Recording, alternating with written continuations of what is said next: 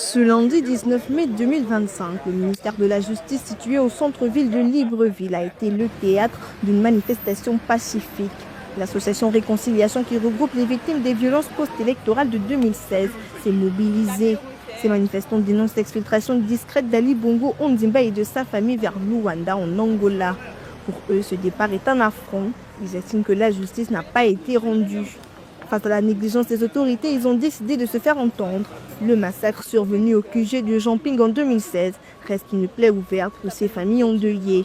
Nous étions assis dans le QG de Jamping. Nous étions assis. Lorsque Simon Konda a été tué, il était dans le QG. Bogota Béana, nous étions dans le QG de Jamping, désarmés, en train de chanter les louanges. Pas en train de tuer des gens, pas en train de tirer sur l'armée, mais nous étions assis, désarmés, très heureux, en train de se réjouir de ce que nous étions en train de faire. C'est à ce moment-là où Ali a trouvé mieux de venir tirer sur nous. Sachant bien que tirer sur dans le quartier général d'un opposant, c'est comme tirer dans une école, dans une église. Il l'a fait. Froidement, des Gabonais sont morts. Avec des armes payées par le contribuable de notre pays, du Gabon. Ils ont volontairement tiré sur nous. Pour ces victimes, la douleur est toujours vive. Beaucoup ont perdu des proches, d'autres vivent avec des séquelles physiques et psychologiques. Et je milite, c'est par rapport au décès de mon petit frère, qui n'était ni au QG, ni dans les manifestations, mais qu'on a tué délibérément devant la maison. Si nous sommes là ce jour, c'est pour demander la justice. C'est pour demander la reconnaissance.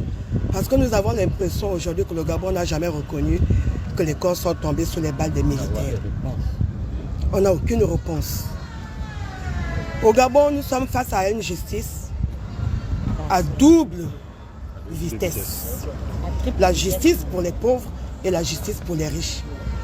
On a l'impression qu'au Gabon, il faut avoir un nom pour qu'on tienne compte de vos revendications. J'ai des balles dans mes pieds. Mes deux pieds, j'ai des balles à l'intérieur. Et cela, j'ai encaissé ça en 2016 au QG de Jamping. Nous étions devant le portail, ils nous ont dit chantez l'hymne national, on ne va pas tirer sur vous. Et malheureusement, on chantait l'hymne national, on a juste entendu boum, et puis du coup, j'ai ressenti mes pieds chauffer. Quand je regarde au bas, je commence à saigner, je me suis allongé jusqu'à ce que je suis rentré. Donc, ici, je viens simplement demander qu'on m'enlève ça parce qu'à un moment donné, ça me fait mal et après ça se gonfle. Il y a des moments où j'ai du mal à marcher parce que mes pieds s'enflent.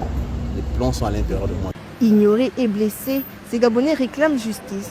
Ils interpellent directement le président Brice Oligui Nguema. Pour eux, laisser partir Ali Bongo son jugement, c'est une insulte à leur souffrance. Un cri de détresse pour ces victimes qui espèrent enfin être entendues.